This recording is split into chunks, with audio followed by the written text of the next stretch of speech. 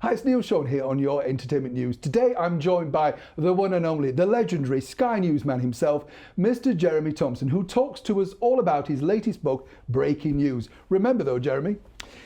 If you miss it, you really do miss out. Don't miss Jeremy today on Your Entertainment News.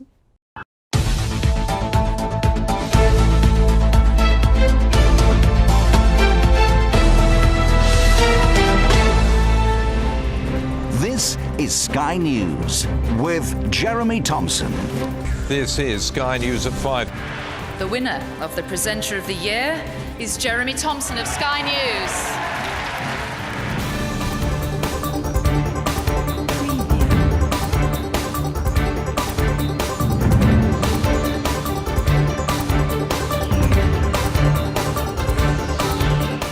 Jeremy, lovely to see you again, and thanks for bringing in Breaking News. First of all, can I say, what a great title, because whenever you type that word in, you come up on the net. Very handy. I've just been to South Africa. They had an amazing story there, which was a change of presidency. They chucked one out and got a new one in, and every screen when I arrived had breaking news running across the bottom. And for a moment I thought, well, this is very kind of you. I can't believe that you all know about my book. And then somebody said, no, we're having a bit of a leadership crisis. I think it's about that. But it played into it perfectly, and actually every story that you see breaking news on the screen takes you all the way back to the book again. So yeah, quite handy. Very good, actually. I think this will last for years, because everybody will always be like going, oh, look, you know. I have to ask you though, when you were writing, because this is your first book, and I think you could do more. There must be more stories that, I'd love to read more from you, but was it hard for you to start, because I guess, are you a note taker? Did you have like little pads that you look back and thought, oh, in 1970 I did this? Because it's very detailed what you've got. I was surprised how much I remember, to be honest. After a 50-year career, you think, whoa, what happened? No, they're sort of blank years. But for about 35 years, I think I'd kept all my TV news scripts. I was a bit old-fashioned. I liked to write all the news reports in longhand on A4 paper, and I'd kept them. So I've got files and files of those, which was very useful for refreshing my mind about how that story had developed, what I wrote, whether there were any good lines that were worth repeating. And I also kept diaries, but to be honest, the diaries were not exactly, I had an awful day today, how could I cope? It was more taxi to Heathrow, 10 quid, BA flight 2614 to Venezuela or whatever. But it did help sort of give you the framework. It reminded me, it filled in a few gaps of where I've been and what I've been doing. Because, with so many stories over so many years, there are bound to be a few I forgot. But how does it, you were born down south in Kent, am I right, in that area? So how does a man from Kent end up being one of the biggest stars in the region on Yorkshire area? Because you started out in newspapers, which, again, for anybody picking this book up, it's fascinating because we hear about print and it's going out of fashion and all this, but you did it what I call the traditional way. Like, you remind me of one of those black and white films with the guy with the pencil and the hat going, what? Well, I remember my dad was horrified at the thought that I wanted to go and be a journalist, because he was in insurance, a good steady job. He'd gone through the Great Depression of the late 20s, and just having a job and having a pension, having a salary was everything. Yeah. So he tried to drum that into me. I remember I said, look, Dad, I really want to be a journalist. And he said, do you realise that there's only one worse insurance risk than a journalist, and that's a jazz musician? He did with sort of put me down big time. So he wasn't very keen that I went, but I was determined that I liked telling stories, I liked writing, and I managed to get myself an apprenticeship, a 4-year indentures on the Cambridge Evening News. And I thought, well, this is a good start, and if I get really lucky and work really hard, maybe I'll get to Fleet Street. Broadcasting didn't enter my head. I mean, there was very little broadcasting in the late 1960s. It had barely been invented, really. And then suddenly, around that time, local radio started opening up, and regional television, mainly BBC, then ITV regions, and commercial radio followed. And suddenly there were opportunities, and an old mate of mine had joined Radio Nottingham, and he said, oh, there's a job at Radio Sheffield. I went up there and I eventually got that as a reporter on Radio Sheffield. learnt my trade as a radio reporter and producer. You did everything, you know, you spun the disc, you did the sports program, you read the news, you wrote the news, you went and got the news, everything. And then regional telly in Leeds said, do you want to come and have a tryout with us? And I ended up doing 3 years there. And in those days, of course, it was all film. Yeah. I mean, we used to come back at the end of the day, having shot everything on about 10 minutes of film, and then it was put in the processing bath, and it had to spend an hour almost in being processed. It sounds Victorian. I know, no, it was. And then tape editors, film editors who wore white cotton gloves actually sort of cut them up with razor blades and stuck them together with sellotape, and then they were put into big telecine machines, which I learned my trade that became very useful many years later in life, of speaking endlessly on television without a break, because on regional television, invariably every other night, the telecine broke down and somebody would be saying, just fill, love, for 5 or 10 minutes whilst we mend the film. So, and nobody bothered at home either, did they? Because they didn't know any different. No, you know? I remember we introduced the camera operators because we'd run out of everything else to say. And the viewers apparently were delighted. They thought this peek behind the scenes was one of the highlights of the year.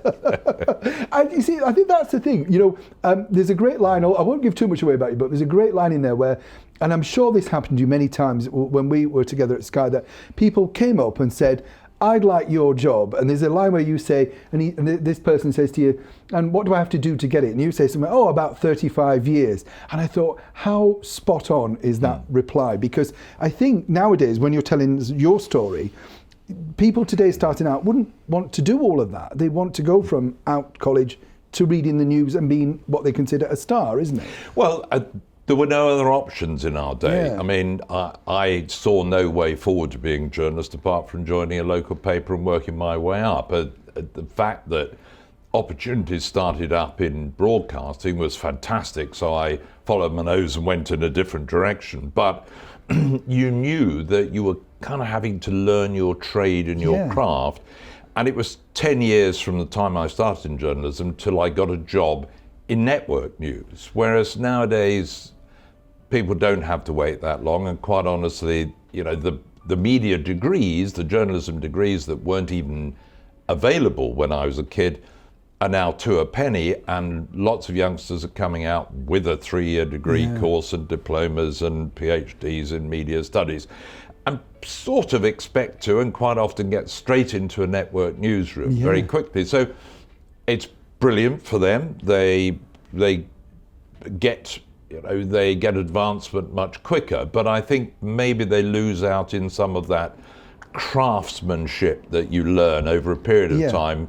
The school of hard knocks, if you like, where you have to and knock being able on, to fill in, like you say, like and the fear, knock on doors and trudge the streets. I mean, I was told, you know, leave the car in the car park. You go out and tramp the streets and knock on doors and use your eyes and your ears and pick up stories. So that's how you learn, by speaking to people, by keeping your eyes and ears open. And I think there's an element of that that's no longer really available to youngsters coming into the business these days. So yes, when kids say, you know, when they say, I want to do what you do, and I say, what do you think I do? And they say, well, you're on telly, and that's like all that really matters to some. Not all, but some, you know, I just want to be on telly, which is why I say, well, it took me about 30 years to get there. So. And as I said to you before, when I'm in my looser way, I would sit down and camp it up and do the showbiz next to you. I was in awe of watching how you did that, because, you know, I knew you didn't have any scripts as such. You're firing to different areas and thinking on your feet, and they'd be feeding things in your ear. And I remember thinking, how do you do all of that? You know, like when you're sitting there. But I think that does come from having had the long, slow burn of a build-up career, where you've learnt a lot along the way and stored a lot away, so that when you come to the big time, if you like, a lot of those things you've learnt, people you spoke to, situations that you've reported on, form a backdrop that helps you contextualize the story that you're doing on that given moment. Mind you, it comes to a day like the day of 9/11, and nothing can prepare you to sit in the studio as I did with Kay Burley for 8 hours, trying to guide feat in itself, Jeremy. a completely bemused and befuddled world. what was happening in front of them after the Twin Towers came down. I mean, that is one of the most difficult things you're ever going to do, because you're seeing it at the same time as everybody else. What you're doing is getting a bit of extra information in your ear. I'm seeing wires down here, and I'm trying to put it all together and make some sense of something that makes no sense at all to people. And days like that become very memorable, I guess, because you're under more scrutiny and more pressure than ever, and you don't want to let people down. I always thought that was the key thing about being a television news reporter or an anchor. You don't want to let people down. They're trusting you to tell them the news, and you want to be an impartial, straight, truthful guide. You want to make sure that you're letting them know what's really happened as best you can. Well, I like the line in the book where you say, you see it on TV, you're at home having a bit of lunch or something, and you see that, and you grab your coat, whatever, and you say to your wife, it could be a long night or something like that. And it's surreal, isn't it? Because I think when you are reporting on that, we're watching at home literally open mouth. And it's hard to imagine this now, even at this so many years later, but it looked like a movie.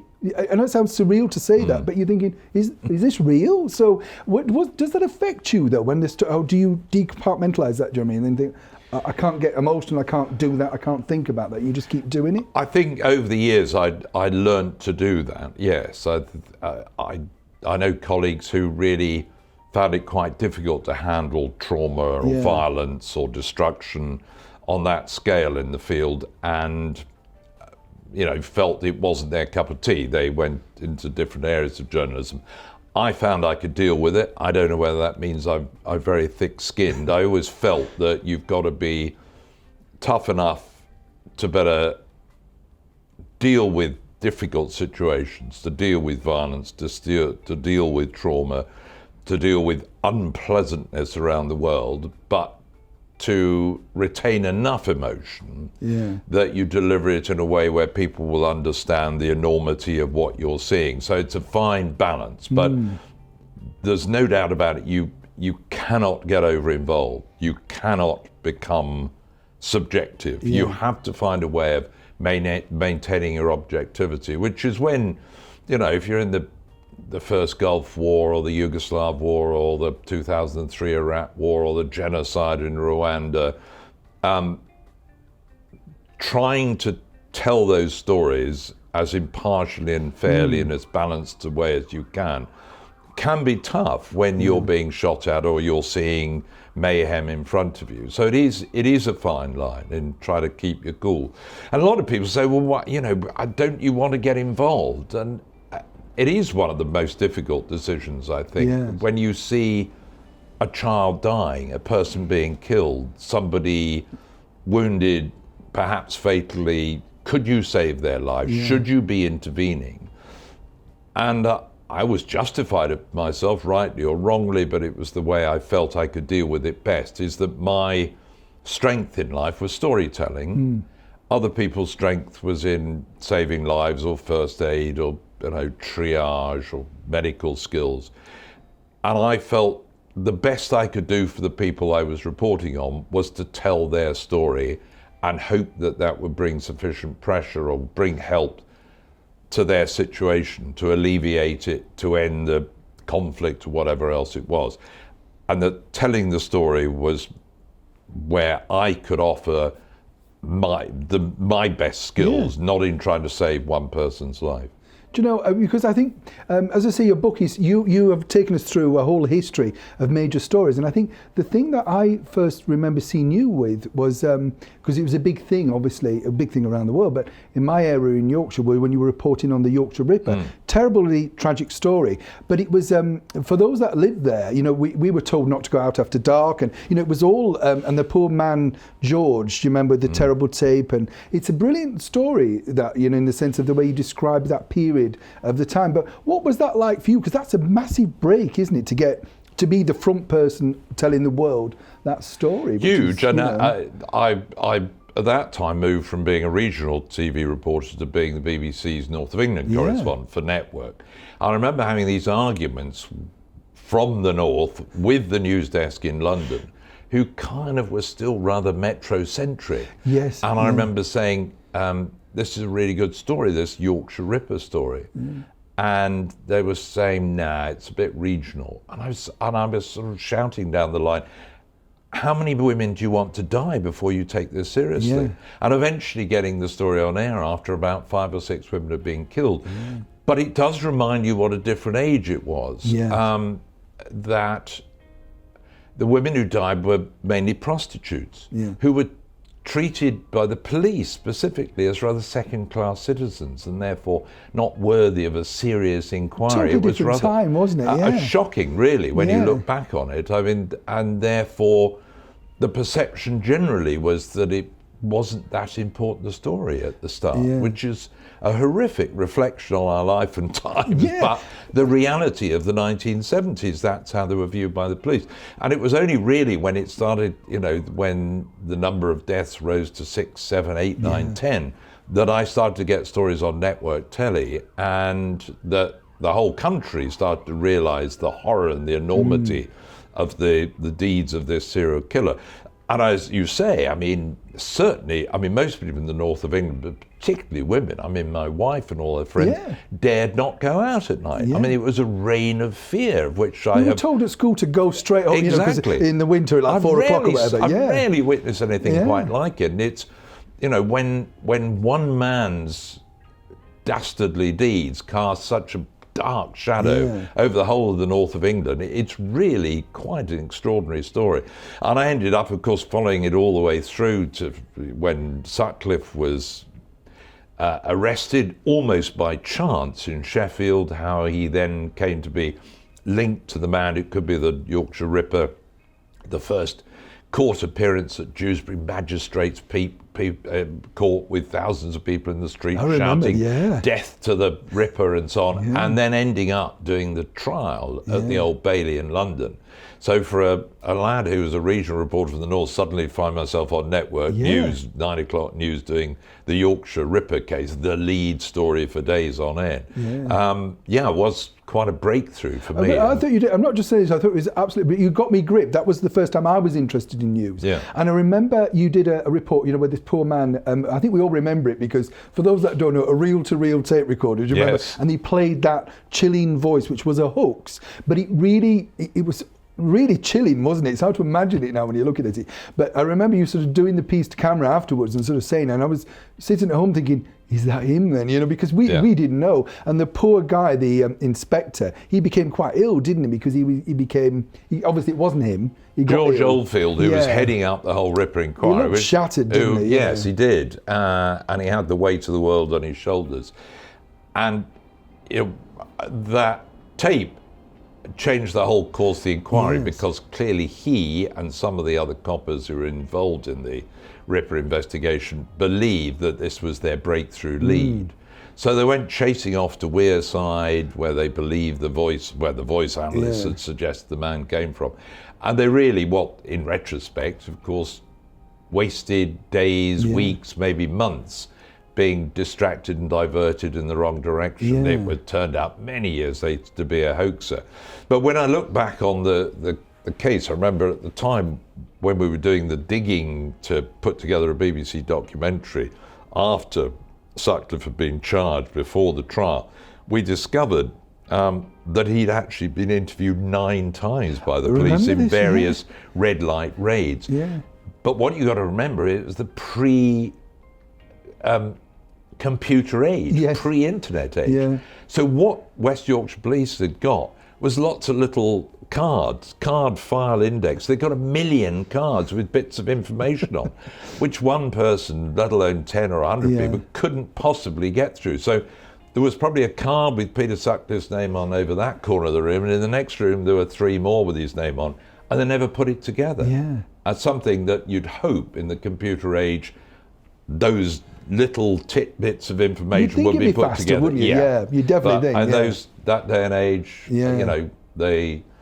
the system beat them, really. Yeah, I love this story as well. On a lighter note, there's a lovely story where you sent to cover, I think it's in Spalding, and the Prime Minister Margaret Thatcher's there. Is it that right area? And you were going to get a picture of something. Was it Cleckheaton? Yeah, Cleckheaton, the glamorous Cleckheaton. And I love the thing where she was going to be taken by some flower beds or something, but the story was about something else. It was the first time I'd ever interviewed Margaret Thatcher, and she arrived at this rather grey industrial estate in Cleckheaton, and I thought, well, can't interview her with a factory in the background. And I found a very small flower bed, the one saving grace in this rather dull industrial estate.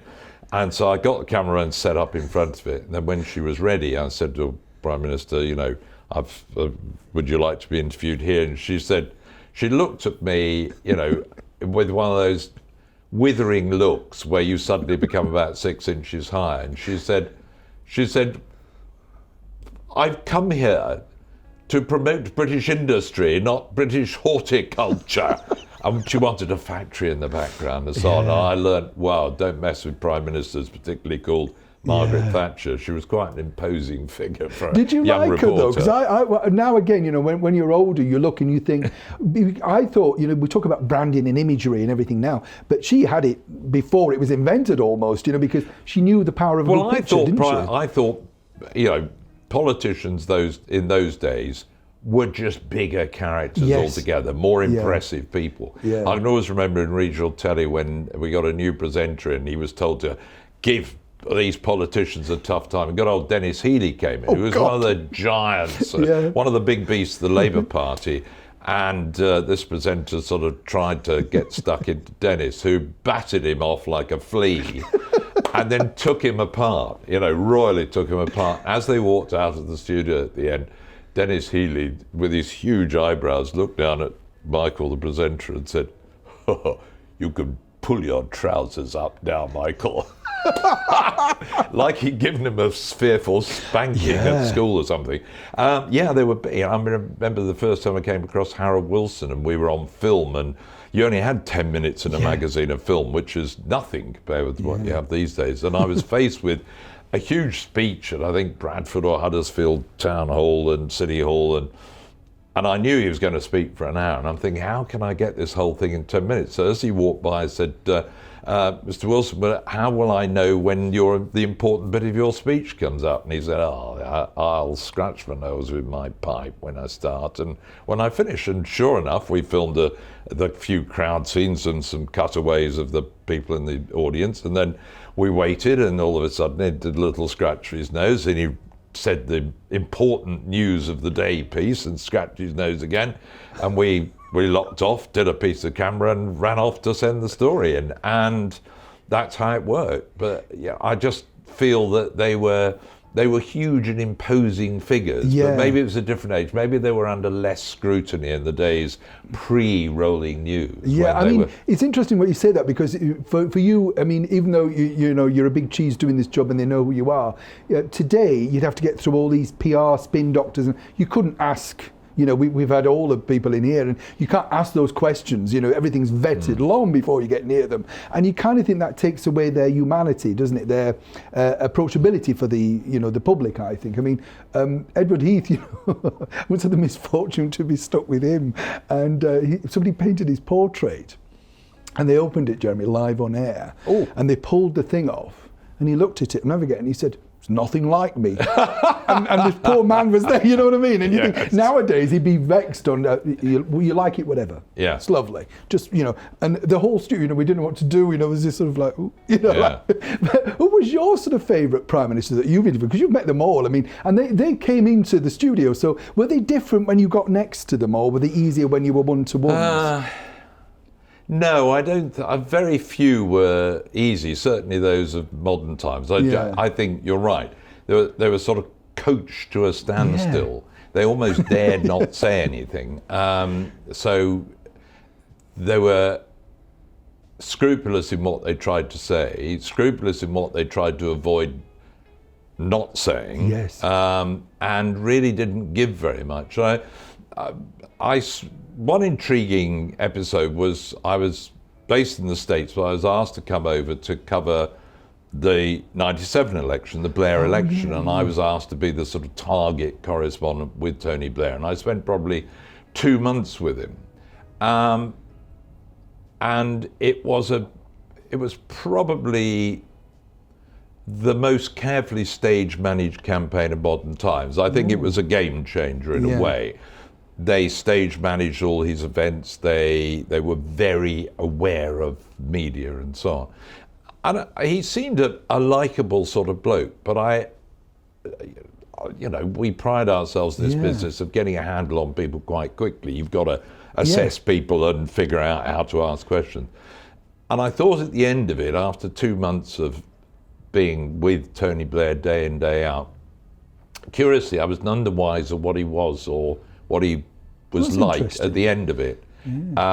And not really, it's one of those rare moments I really hadn't got a handle on his character. And I think it was because they were so wary and so careful about shaping the message every day that they almost kept the real human being away from it.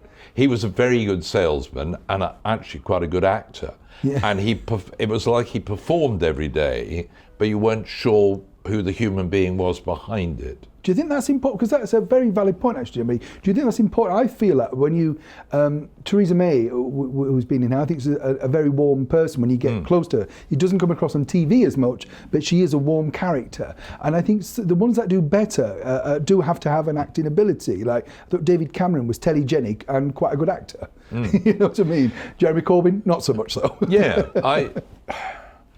I can't believe the public are that gullible that they don't see, but maybe they don't. Maybe they don't steal the real person. I sometimes think that a bit of warmth and honesty in a politician would help them. You know, if they could break through this managed, the message managed barrier that they put up around themselves in modern times, really to fit with the beast that is rolling news and 24-hour television. And access on the internet. Everybody's filming. If you're interviewing, they're still filming on their little phones. Exactly. So I think they have become much more guarded and much more crafted as people, as packages.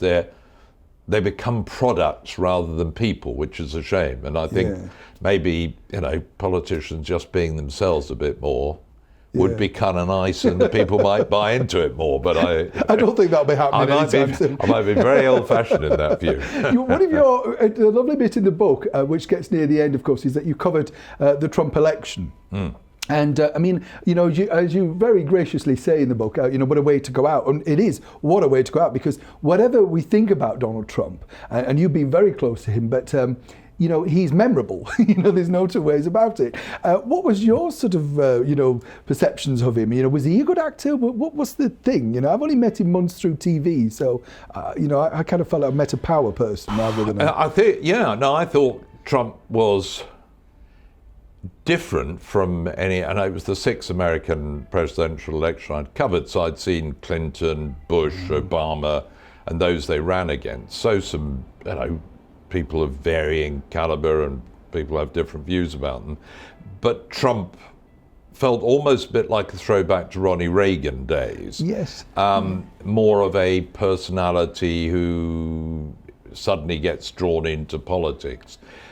It was a strange year. I decided that I would retire from full-time news at the end of 2016, and I'd said jokingly it'd be nice to go out with a bang rather than a whimper. Well, it was certainly a bang, whatever sort of bang you make of it, that it was Donald Trump. But as the year wore on and I went back and forwards to the United States covering various bits of the year, I could see that he was starting to sort of gain momentum, and that the Republicans he was up against were falling by the wayside. And in a way, he is a creation of the modern television era. People in America know him largely because of reality television, because he did The Apprentice. He was the Alan Sugar of American, of American television, but 10 times as big. So it's an awful condemnation and indictment, I suppose, of modern politics and modern politicians, that a man who gets into the sitting rooms of America through reality TV becomes more of a plausible figure than any of their full-time politicians. So it was kind of weird, but he, this multi-millionaire businessman, larger than life, rather bullying, narcissistic, bombastic character. That was his good points, Jeremy. Yeah. Manages to persuade blue-collar middle America that he is their champion, their knight in shining armour, against the establishment. And the establishment, of course, is Washington, D.C. and Wall Street. And he very successfully crafted a message, I suppose, and sold himself to middle America, who were feeling, you know, the American dream had gone rusty and decrepit and they wanted it back. And that he would be their champion. And it's extraordinary. And it's as much an indictment, I suppose, of Hillary Clinton, who I thought lost it as much as he won it. But he successfully portrayed her as that very establishment that half of America was against. And in the end, you found that, you know, I started to think in the last month or so of the campaign that he really could win, because people were saying, well, I'm going to hold my nose, but I'm going to vote for Trump because I can't bring myself to vote for Hillary. So it was what I call lesser evilism. Yes. Nobody was that convinced about either, but he appeared to be to a lot of Americans, the lesser of two evils, which is a sad reflection on politics in the 21st century. Do you think he'll get back though? You know, because they start again, don't they, more or less, to campaign more. You know, presumably. Very few presidents don't get a second term. I mean, Jimmy Carter, because of what happened in Iran. George Bush Senior didn't get a second term, largely because of things like Somalia and 1 or 2 and the first Gulf War, and perceptions of where he may have gone wrong. So the chances are that if Trump wants to do it, he will get back in. The economy appears to be faring slightly better, and that's largely why people have elected him to make the economy more buoyant, to win them back jobs and so on. So if he wants to continue, my only doubt would be that I'm not sure how serious he was when he first went into politics, whether he did it more for his ego than anything else, and then it took off, and therefore will he get bored after 4 years of coming up against Washington and all the restraints of the Washington establishment, or will his ego have taken flight and he fancies another term and really thinks he can change America and change the world? It'll be interesting to see. I love the way that no matter what goes against him, he can seemingly bat it off. You know, we've got this scandal at the moment with Stormy Daniels, you know, which I just love the name already, but the fact that it doesn't affect, you know, him, and you come away and think, well, I think now the public are not bothered about scandals as much. You know, when you think about red tops with footballers and stuff, nobody's bothered by that anymore. I think, is that your perception of news? I think people want proper news now rather than, you know, my night with a red top footballer or whatever. I just think it's tedious. I'm sure a lot of America is enjoying Stormy Daniels versus Donald Trump as much as Monica Lewinsky and Bill Clinton, I mean, which I covered, which was an extraordinary story at the time. I'm not sure that it'll actually bring down Trump, but the Stormy Daniels is actually proving quite a worthy adversary. I mean, she's quite...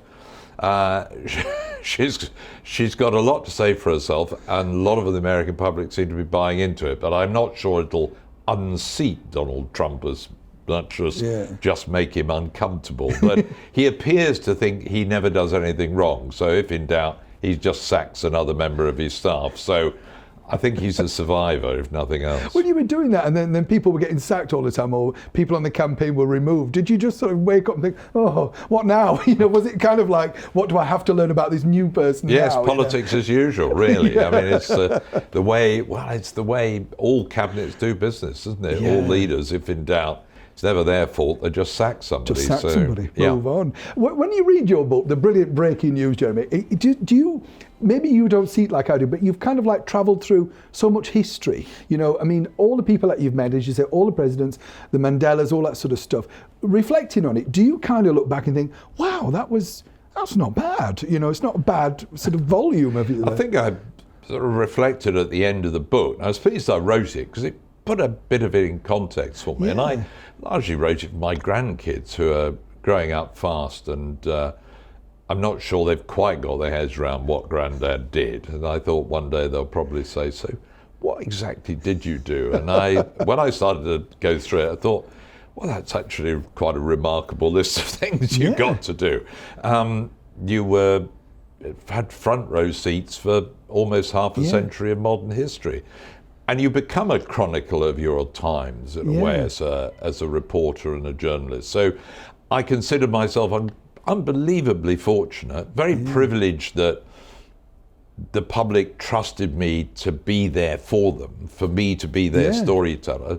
So it's a bit like an old-fashioned town crier. You know, you march into the square with a frock coat, a tri-cornered hat and a bell and say, hey, listen to me, I've got a grand story for you. And if you don't have a grand story and you don't tell it well, people will carry on and go to the stalls and carry on shopping. So it's that sort of thing. Do they trust you to bring the news to them? And it appeared that for a long time people did, which is a great honour that people did trust me. And it was a huge honour to be there to witness these things. And I think I was incredibly lucky to see quite so much for a kid starting out in a local paper, scribbling in a notebook at 17 or 18, with 2 P's in the phone kiosk and phoning copy to a grumpy copy taker, you know, point bar, dear.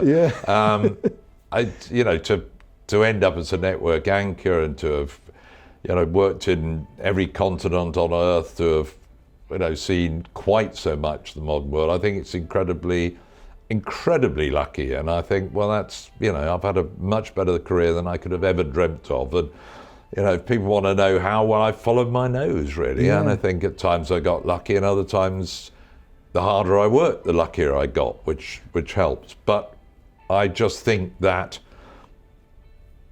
I'm not sure how many youngsters coming into business will get the opportunities that I did. I think the business has changed quite considerably, and that you may not get quite as many opportunities to go and see so many things and disappear and report for days on end. I mean, nowadays you can be live from anywhere on earth. So the moment you start off a plane or a boat or get out of the car, they want you live. So the idea is that you can disappear up the Amazon for a week or wander in Somalia or Sudan and come out with a hat full of stories the following week. Long gone. You'll never really do that again. Who do you admire, though? You know, because we all like, I mean, genuinely, I'm a huge admirer of your work, Jeremy, but who do you admire? Who is the, you know, when you're watching and you think, yeah, he's really good. I love American anchors. They make it sound so dramatic and exciting, you know. Was there somebody in England that you, when you were younger, you thought, I'd like him? You know, Robin Day I remember well, for instance. I never aspired to be Robin Day. I thought he was very, very good and very smart, very clever. And you could see the fear in politicians' eyes at times, because Day pretty much knew their brief better than they did, which was a fantastic attribute.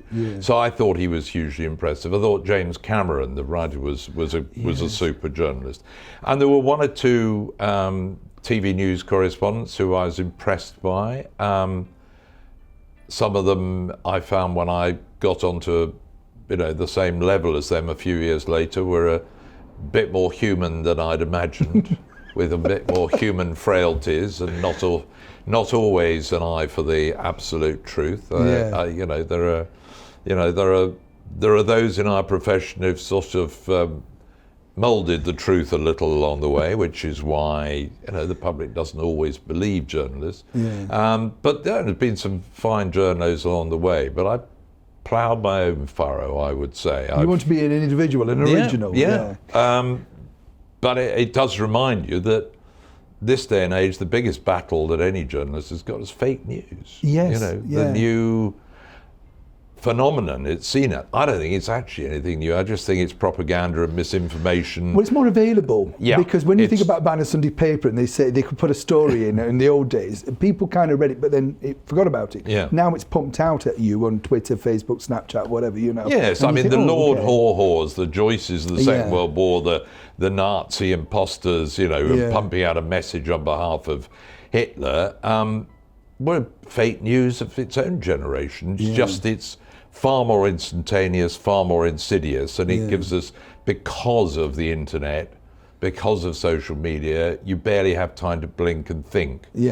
before it's at you. And it's harder, I think, for most people to decipher between fact and fiction. And so it's a real, it's a real challenge for journalists in what I would consider the mainstream media to get out there and battle to win people's trust, to persuade people that they're the ones who are really telling the true story, and to be wary about the false stories, the fake stories.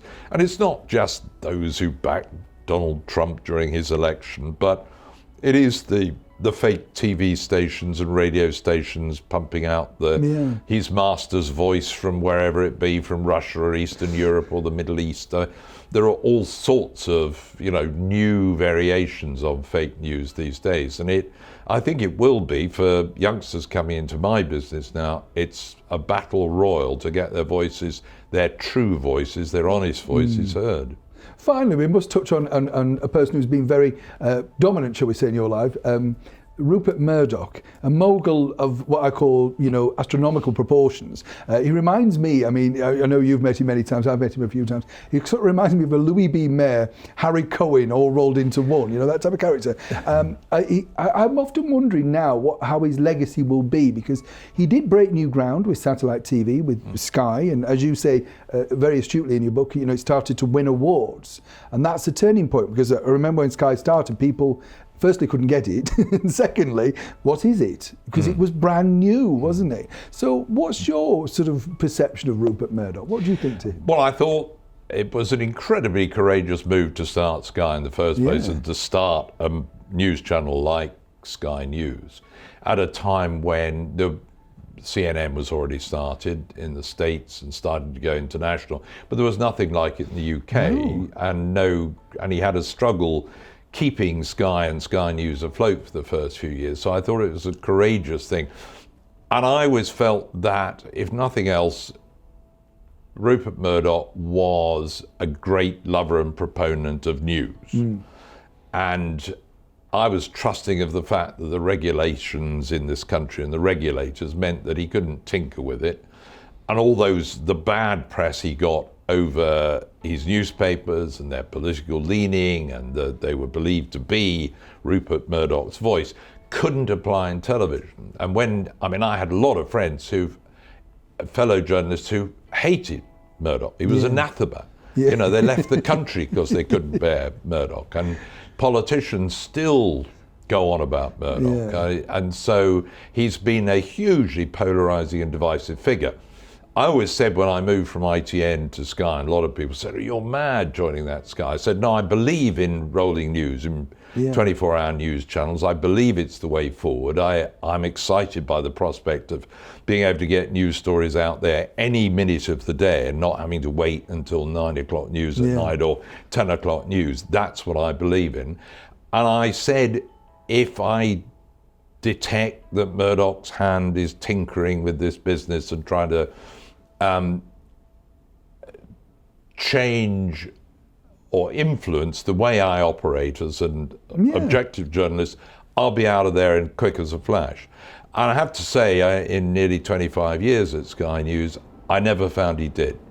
The regulators kept us straight and honest. Murdoch, I know, was very proud and always has been of Sky News, and proud that it survived and proud that it became recognised as being, one of the big players in global TV news.